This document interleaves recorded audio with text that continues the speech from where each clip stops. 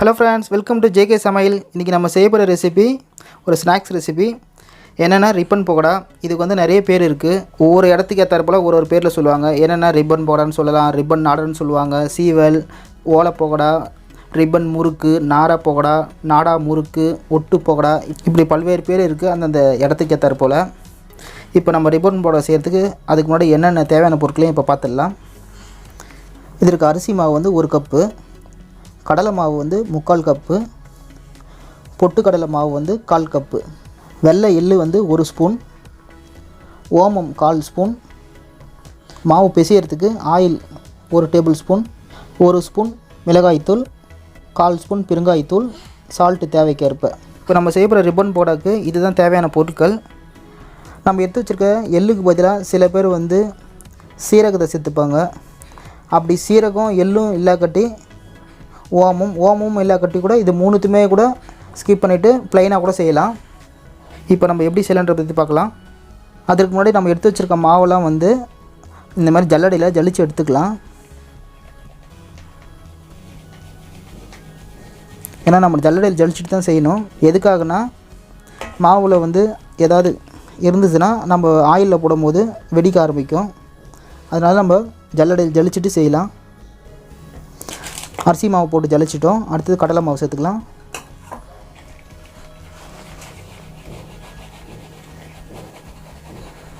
கடலை மாவுலேயே வந்து கட்டி கட்டியாக வரும்.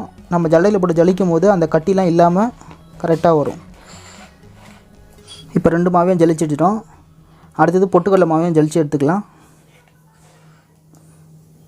ஏன்னா நம்ம மிக்சியில் அரைக்கும் போது பொட்டுக்கடலை மாவு வந்து சரியாக பவுடர் ஆகிருக்காது, கொஞ்சம் திப்பி திப்பியாக இருக்கும். நம்ம ஜல்லையில் போய் இந்த மாதிரி ஜலிச்சு எடுக்கும்போது சரியாக அரையாத்தில் கரெக்டாக வந்துடும். இப்போ பாருங்கள், நம்ம ஜலிச்சிட்டதுக்கப்புறம் எவ்வளோ தேவையில்லாத சரியாக அரைப்படாதெல்லாம் இருக்குது பாருங்கள். இதெல்லாம் நமக்கு தேவையில்லை. இது நம்ம தனியாக எடுத்து போட்டுடலாம்.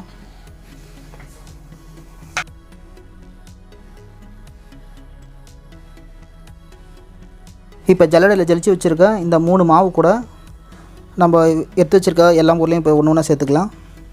இதில் ஓமத்தை வந்து நம்ம அப்படியே சேர்க்க தேவையில்லை. கொஞ்சம் கையில் எடுத்து கையில் கொஞ்சம் கசக்கிட்டு போட்டுக்கலாம். அப்போ தான் வந்து ஓமத்தோட வாசனை நல்லா இறங்கும். இப்போ கையில் எடுத்து இந்த மாதிரி உள்ளங்கையில் வச்சு கசக்கினீங்கன்னா நல்ல பவுடராகிடும். அப்போது ஓமத்தோட வாசனையும் நல்லா வரும் நம்ம செய்கிற இந்த ரிப்பன் பக்கோடாவில். அடுத்தது எள்ளையும் சேர்த்துடலாம். எள்ளு வந்து நம்ம விருப்பப்பட்டால் ஒயிட் எள்ளு இல்லை பிளாக் எள்ளு எது வேணால் சேர்த்துக்கலாம். இதில் நாம் சேர்க்குறது வந்து ஒயிட் கலர் எள்ளு. அடுத்தது மிளகாய்த்தூள், அடுத்தது பெருங்காயத்தூள். இது கூட 1 டேபிள் ஸ்பூன் ஆயிலையும் சேர்த்துடலாம். இப்போ தேவையான அளவுக்கு சால்ட்டு சேர்த்துக்கலாம். அவ்வளோதான், எல்லா பொருளையுமே நம்ம இந்த பாத்திரத்தில் சேர்த்துட்டோம். இப்போ கொஞ்சம் தண்ணி ஊற்றி மாவை பிசைஞ்சு எடுத்துக்கலாம். தண்ணி வந்து கொஞ்சமாக சேர்த்துருங்க, ரொம்ப தண்ணி சேர்த்துற தேவையில்ல. அதாவது மாவு எப்படி பிசைனா இந்த சப்பாத்தி பூரிக்கெலாம் மாவு பிசையும் பார்த்தீங்களா, அந்த பதத்துக்கு பிசைஞ்சிக்கினா போதும். தண்ணி வந்து இப்போ பத்தலை, கொஞ்சமாக தண்ணி ஊற்றி பிசைஞ்சிக்கலாம்.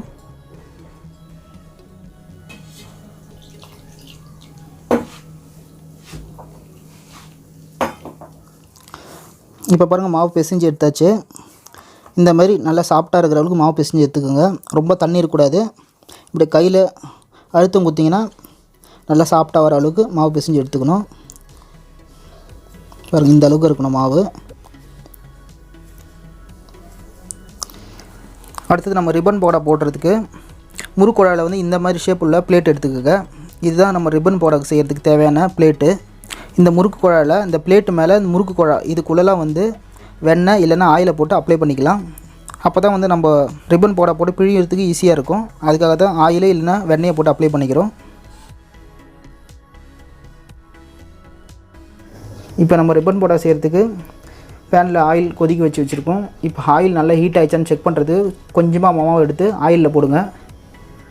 நம்ம ஆயிலில் போட்ட மாவு வந்து இந்த மாதிரி புஃப்னு எலும்பி மேலே வந்துச்சுன்னா ஆயில் நல்லா ஹீட் ஆகுதுன்னு அர்த்தம். அதே சமயம் ஆயில் சூடாகலைன்னா அந்த மாவு வந்து உள்ளுக்குள்ளேயே இருக்கும், ஆயிலுக்குள்ளேயே. அப்போது ஆயில் இன்னும் கொஞ்சம் கொதிக்கணும்.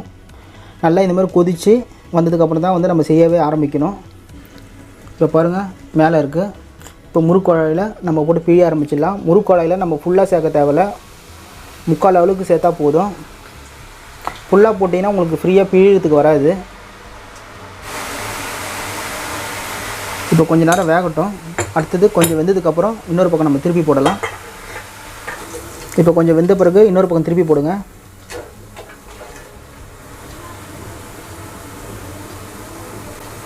இது செய்கிறதுக்கு ரொம்ப டைம் கூட எடுத்துக்காதுங்க. ரொம்ப ஈஸியாக செஞ்சிடலாம். நம்ம நினச்ச நேரத்தில் குயிக்காக செஞ்சு முடிச்சிடலாம் இந்த ஈவினிங் ஸ்நாக்ஸாக இந்த ரிப்பன் பக்கோடாவை. இப்போ ரெடி ஆகிடுச்சு. நம்ம வெளியே எடுத்துடலாம். இப்போ பாருங்கள், மொத்த மாவுலேயே நம்ம எல்லாத்தையும் செஞ்சு எடுத்துட்டோம். ரிப்பன் பக்கோடா ரெடி ஆகிடுச்சு. நல்லா முறுமுறுன்னு ரிப்பன் பக்கோடா ரெடி. இப்போ இது நமக்கு தேவையான சைஸில் நம்ம உடச்சி எடுத்துக்கலாம். இது வந்து நம்ம காற்று போகாமல் எதனா ஒரு டப்பாவில் போட்டு மூடி வச்சிங்கன்னா ஒரு வாரம்னா கூட நல்லா முறுமுறுன்னு இதே மாதிரி இருக்கும். இப்போ எப்படி செஞ்சோமோ அதே மாதிரி இருக்கும், நல்லா முறுமுறுன்னு. இந்த வீடியோ பிடிச்சிருந்தா அந்த வீடியோ லைக் பண்ணுங்கள், ஷேர் பண்ணுங்கள். நம்ம ஜேகே சமையல் சேனல் இது வரைக்கும் நீங்கள் சப்ஸ்கிரைப் பண்ணலாம், மறக்காமல் சப்ஸ்கிரைப் பண்ணிக்கோங்க. கூட ஒரு பெல் பட்டனையும் ப்ரெஸ் பண்ணிங்கன்னா நம்மளோட ஒவ்வொரு அப்டேட்டும் நீங்கள் மிஸ் பண்ணாமல் பார்க்கலாம். மீண்டும் அடுத்த வீடியோவில் சந்திக்கலாம். தேங்க்ஸ் ஃபார் வாட்சிங்.